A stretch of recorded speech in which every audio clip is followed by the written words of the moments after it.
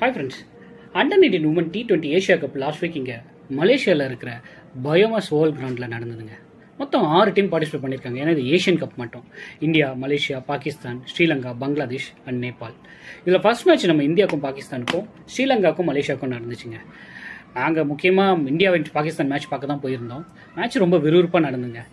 India சப்போர்ட்டர்ஸ்க்கும் Pakistan கொண்டாட்டத்தில் இருந்தாங்க. India Pakistan match எப்படி இருக்குன்னு நான் சொல்லி உங்களுக்கு தெரிய தேவையில்ல. அவங்க மென்ஸ் மேட்ச் போல் இந்த மேட்சும் ரொம்ப இன்ட்ரெஸ்டிங்காக இருந்துச்சு. இது 2020 மேட்ச் தான். ஃபர்ஸ்ட் பேட்டிங் ஆடின நம்ம பாகிஸ்தான் 7 விக்கெட்டுக்கு 67 ரன் எடுத்து ஆல் அவுட் ஆயிட்டாங்க. செகண்ட் பேட்டிங் ஆடின நம்ம இந்தியா டீமில் திரிஷா ஃபர்ஸ்ட் ஓவரில் செகண்ட் பால்லே டக் அவுட்டுக்கு வெளில போயிட்டாங்க. நம்ம கமலினியும் சானிகாவும் 8 ஓவர்லேயே மேட்சை முடிச்சு தும்சம் பண்ணிட்டாங்க வச்சுங்களேன். கமலினி 44 ரன் எடுத்திருந்தாங்க. 19 ரன்னில் சானிகா எடுத்திருந்தாங்க. முக்கியமாக பவுலிங்கில் சோனை எடுத்த 4 விக்கெட் தாங்க பாகிஸ்தான் ஸ்கோர் கம்மியானதுக்கு ரொம்ப காரணம். கிளாசிக்கலி பவுல் அண்ட் அவங்களோட ரன் ரேட் பார்த்தீங்கன்னா வெறும் 1.4 தான் எடுத்திருந்தாங்க.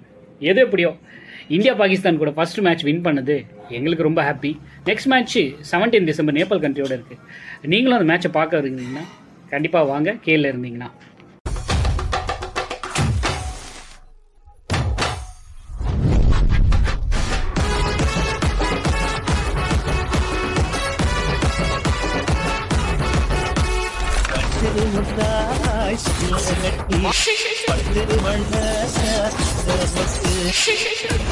கொண்டு